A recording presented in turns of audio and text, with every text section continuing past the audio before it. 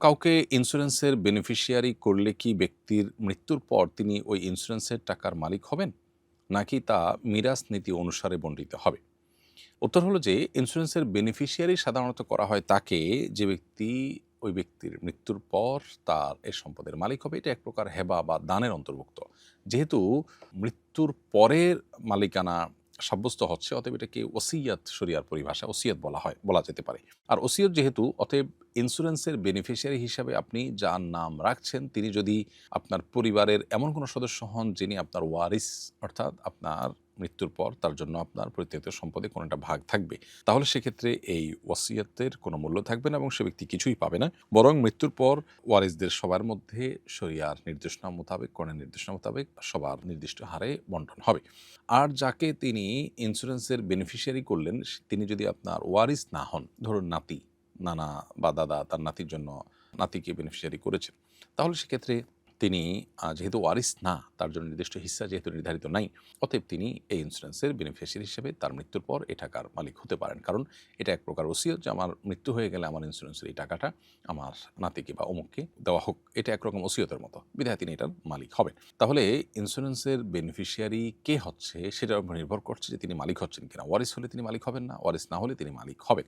আবার অনেক সময় ইন্স্যুরেন্সের বেনিফিশিয়ারি যাকে করা হয় তাকে করা হয় শুধুমাত্র টাকা উত্তোলন করবার জন্য, মালিকানার জন্য না। এই বিষয়গুলো অনেক সময় অস্পষ্ট রাখা হয় আমাদের দেশে। এটা স্পষ্ট করা উচিত আসলে যে ইন্স্যুরেন্সের বেনিফিশিয়ারি যাকে করা হচ্ছে এখানে উদ্দেশ্যটা কি। উদ্দেশ্য যদি হয় যে তুমি শুধু টাকাটা উত্তোলন করবা, সেজন্য তোমার নাম দিলাম, তাহলে সেক্ষেত্রে উত্তোলন করে তার নির্দেশনা মোতাবেক অথবা অন্য যে ওয়ারিসরা আছে তাদের মধ্যে আনুপাতিক হারে শরিয়ার নির্দেশনা মোতাবেক বন্টন হয়ে যাবে। আর যদি উদ্দেশ্য হয় বেনিফিশিয়ারি করার মাধ্যমে তাকে মালিক বানায় দেওয়া, যে মারা গেলে তুমি মালিক, এটা অনেক সময় অ্যাপ্রোচ থেকে বোঝা যায়, নিজের স্ত্রীকে দিয়ে যায় যে স্ত্রী বিপদে পড়তে পারে, অনেক সময় কথা স্পষ্ট করে বলা হয়, অনেক সময় আকার ইঙ্গিতে বোঝানো হয়, তাহলে সেক্ষেত্রে বেনিফিশিয়ারি মালিক হবে যদি তিনি ওয়ারিস না হন। কারণ ওয়ারিসের জন্য ওসিয়ত চলে না। নবী সাল্লাল্লাহু আলাইহি ওয়াসাল্লাম বলেছেন লাস ওয়াসিয়াত আলি ওয়ারিসিন, ওয়ারিস তো ওই মৃত ব্যক্তির পরিত্যক্ত সম্পদ থেকে ভাগ পাবেই, অতএব তার জন্য আবার এক্সট্রা ওসিয়ত করা জায়েজ নয়। আমার একটা অনলাইন শপ আছে, খাবার দাবারের শপ, খাবার প্রস্তুত করে বিক্রি করি, মাল্টিপল প্রোডাক্ট আছে। আমার প্রশ্ন হলো কোনো পণ্য স্টক আউট হয়ে গেলে অর্ডার নেওয়া যাবে কিনা?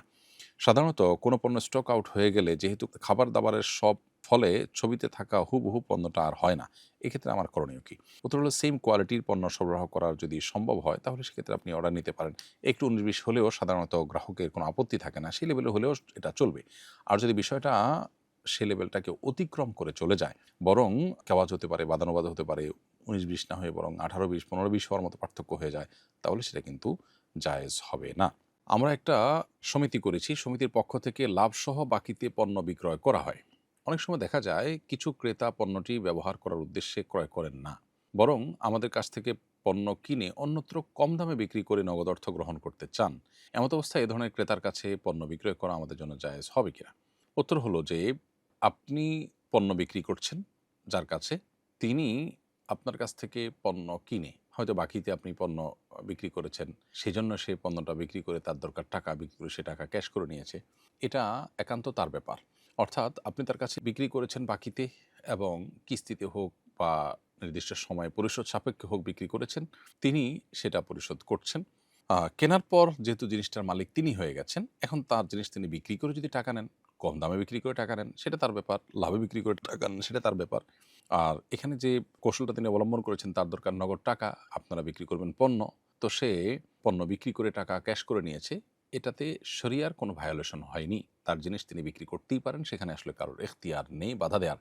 শরিয়া আসলে ব্যক্তি মালিকানাকে সর্বোচ্চ গুরুত্ব দেয়। এজন্য কোনো ব্যক্তির মালিকানাধীন সম্পদ ব্যয়, ব্যবহার, এটার কেনা-বেচাতে শরিয়ার অন্য কোনো ভায়োলেশন না হলে অন্য কাউকে সেখানে হস্তক্ষেপ করার অনুমোদন দেয় না। বিধায় এই কেনা-বেচা তার জন্য যেমন জায়েজ, ঠিক একইভাবে যে ব্যক্তি এরকম উদ্দেশ্যে আপনার কাছ থেকে কিনছেন তার কাছে বিক্রি করতে আপনার কোনো অসুবিধা নেই।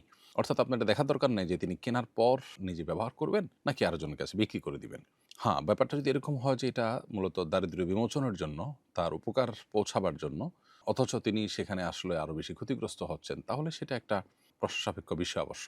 এটা বিশেষ করে দানের ক্ষেত্রে যদি এরকম হয়, সেটা অনুচিত এরকম লোককে দেওয়া যে লোকটা নিয়ে আসলে এটা আরো অনেক কম দামে বিক্রি করে ফেলবে। কিন্তু যদি সে বিক্রি করে ফেলে সেটা তার জন্য জায়েজ এবং যিনি দিয়েছেন তার দানটাও আদায় হয়ে যাবে।